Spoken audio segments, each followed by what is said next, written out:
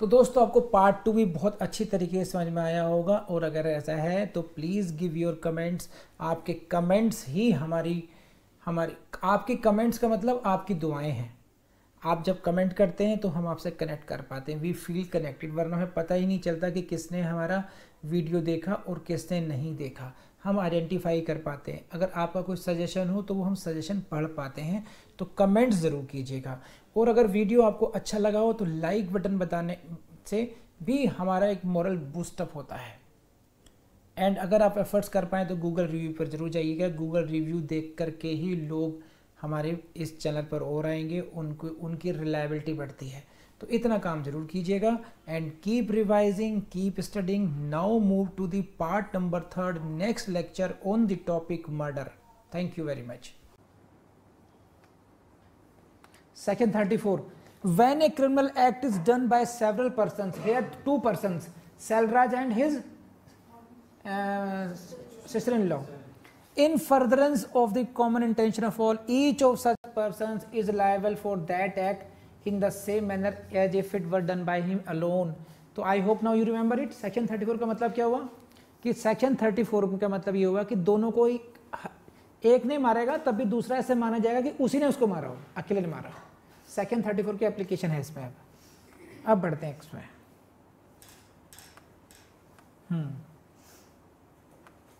This is the accused Selraj and his elder brother's family were living together in one room and the accused was a rickshaw puller. जो Selraj है accused, he is a rickshaw puller and his family and the family of his brother, they are living in the same room. वो एक ही कमरे में रह रहे हैं, समझे? तो these are the introductory facts. What are these? Are introductory facts or explanatory facts. Please go to section 9 of the Evidence Act. Section 9 है ना? Did you see it or not? Introductory facts are relevant under section 9.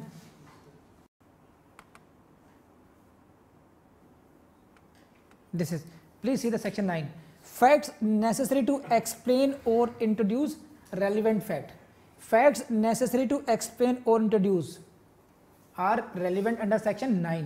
So in this case which we are reading right now, these are the introductory facts. The accused Selraj and his elder brother's family were living together in one room and the accused was a rickshaw puller. These are facts for introductory facts or explanatory facts, and evidence of these facts can be given under section 9. Got it or not? समझ में आई बात नहीं अभी?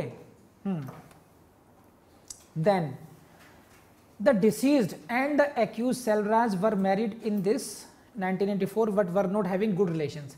पति पत्नी में अच्छे संबंध नहीं थे. The deceased was being ill treated, बुरा व्यवहार किया जाता था. Rumored that Selraj was having illicit relations with Sushila. ये अफवाह थी कि सेलराज का यानी कि देवर का अपनी भाभी के साथ अवैध संबंध था. ये एक अफवाह थी. Being fed up with this atmosphere, Sita Lakshmi came to her parents' house, but her mother and father consoled her and sent her back. इन सब से तंग आकर के अपने घर चली गई मृतिका यानी सुशीला, लेकिन उसके माता पिता ने उसको कंसोल करके समझा बुझा करके वापस भेज दिया. सही है? तो ये सारे एक्सप्लेनेटरी फैक्ट्स हैं.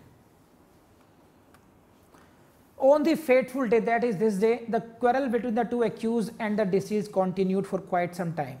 The quarrel between the two accused and the deceased, तीनों में झगड़ा हुआ, पति पत्नी और भाभी में, which was witnessed by many neighbors. जिस झगड़े को कई पड़ोसियों ने भी देखा. Shanmugam inquired about the quarrel. PW3 ने पूछा कि क्या हुआ.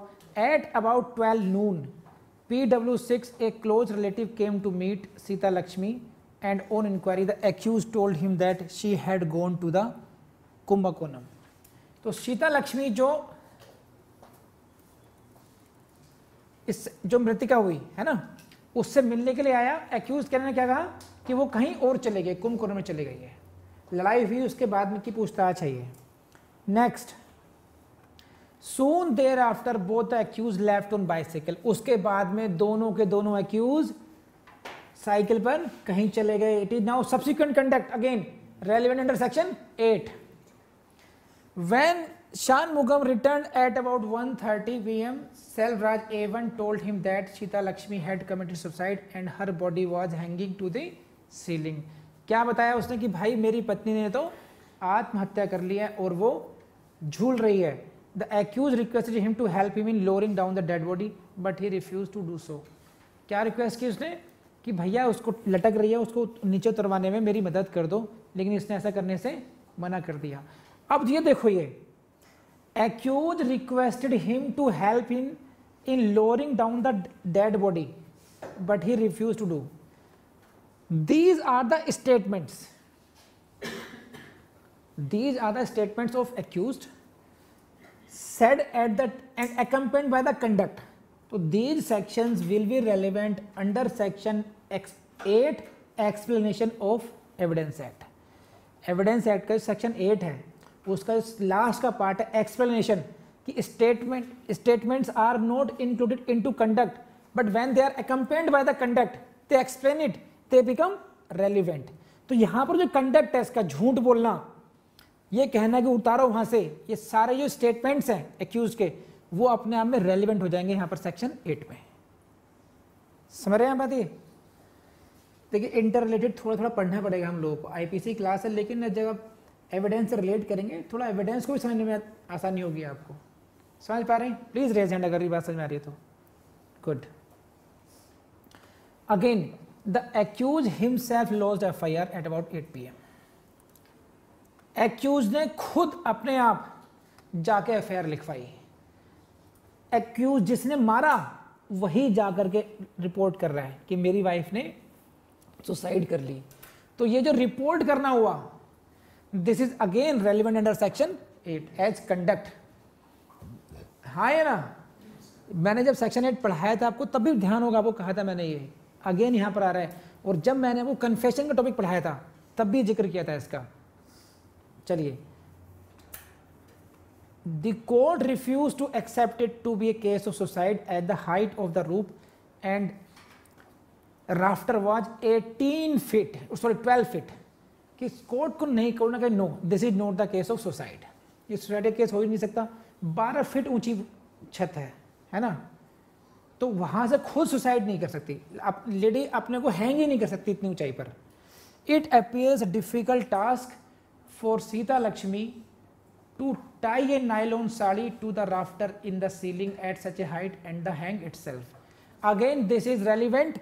ये हाइट का होना ये इम्प्रोवेबल हो गया section 11. Are you getting this point? तो ये 11 में चला गया रेलिवेंसी इसकी. It was further held that nail scratch marks, क्या नखूनों के निशान on the neck of the deceased and fracture of hyoid bone due to strangulation. ये भी हुआ. क्या क्या मिला?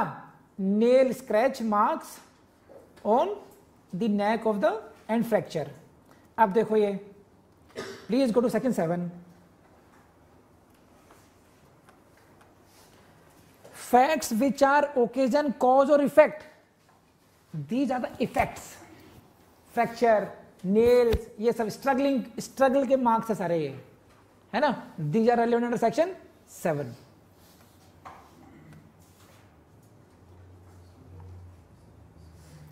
इलस्ट्रेशन था सेक्शन 7 में, ध्यान please see the section 11. Section 7 evidence act का इलस्ट्रेशन पढ़ाया था मैंने आपको.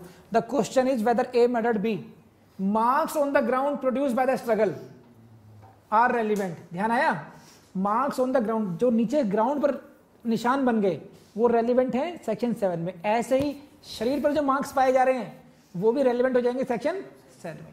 क्यों करा रहा हूं मैं? आपसे कोई पूछ लेगा एग्जाम में कि भैया ये जो मार्क्स आए हैं ये कहाँ रेलिवेंट आए हैं, और मुझ जैसा कोई छात्र एग्जाम मिल गया ना, केस देगा, discuss the relevant evidences and relevant under which section they are relevant facts. कौन कौन से सेक्शंस में इनको रेलिवेंट ठहरा के एविडेंस दोगे, एक एक फैक्ट को नरेट करा लूंगा कि भाई ये लाइन कहाँ पे रेलिवेंट होगी, ये कहाँ रेलिवेंट होगी, वहाँ कहाँ रेलिवेंट होगी.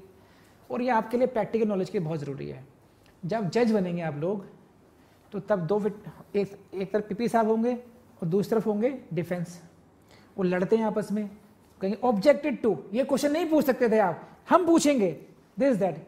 तो आपको डिसाइड करना होगा whether this question is permissible or not, and then you will have to see the sections कि if permissible, in what section it is permissible, whether it is objection should be allowed or it should be disallowed.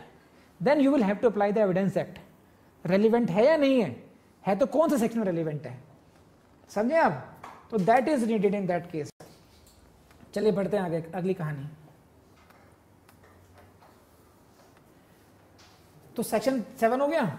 And indications of suffocation shown in the postmortem. Postmortem report में suffocation क्या है, तो कहां पर चले गए? Section 45. Opinion of third person, opinion of experts when relevant. Now postmortem report जो देगा कौन देगा? कौन देगा? He is expert in that field, science field. Okay, है कि नहीं है?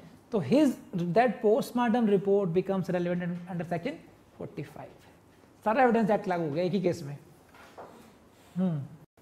That postmortem report show that the deceased died a homicidal death, कि जो मृतिका की मृत्यु हुई है वो सुसाइड नहीं है, that was killed by someone else, and there was no reliable evidence on record to accept hearsay evidence to prove that accused husband had illicit relation with the sister in law. इस बात का कोई सबूत नहीं था कि भाभी के साथ नाजायज संबंध है, अदरवाइज क्या हो जाता? मोटिव. समझे आप? Section 8. Now there was no reliable evidence except hearsay evidence, and this hearsay evidence is discarded because of section 60 Indian evidence act. क्या कहता है वो? Oral evidence must be direct, hearsay evidence not admissible. ध्यान आया आपको? अब क्योंकि illicit relationship का कोई डायरेक्ट सबूत नहीं है, हियर्स एविडेंस है, सुनी सुनाई बात है केवल, therefore it is not admissible. And because it is not admissible,